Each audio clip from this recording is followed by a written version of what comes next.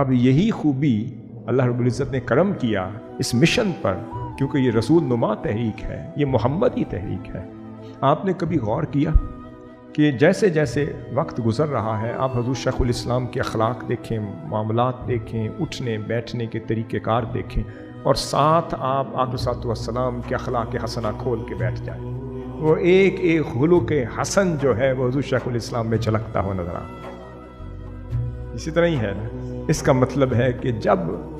وہ مجددین محمدی طریق پر فائز ہو جاتے ہیں تو محمدی فیض انہیں ملنا شروع ہو جاتا ہے۔ تو محمدی فیض کا مطلب یہ ہے کہ ان کی جھلک ختم ہو جاتی ہے، سرکار کی جھلک پھر ان میں نظر آنی شروع ہو جاتی ہے، پھر ایک ایک پرتاؤ اپنا اترتا چلا جاتا ہے، پھر محبوب کے رنگ چڑھنا شروع ہو جاتے ہیں۔ جیسے حضور پر قرآن کے رنگ تھے اور آیات قرآن اور سور قرآنی کے رنگ تھے، اور الحمد سے والناس تک قرآن آنا شروع ہوا تو ایک رنگ حضور پہ چڑھنا شروع ہوا۔ جب قرآن ختم ہوا تو حضور کے اپنے رنگ ختم ہو چکے تھے، اللہ کا رنگ، اللہ کی صفات اور قرآن کا رنگ چڑھ چکا۔ اسی طرح جو ولایت اور طریق محمدی پر جو اولیاء کاملین مجددین فائز ہوتے ہیں، ان کا اپنا رنگ ہی نہیں ہوتا، وہ تو محمدی طریق اور محمدی رنگ پر ہوتا ہے۔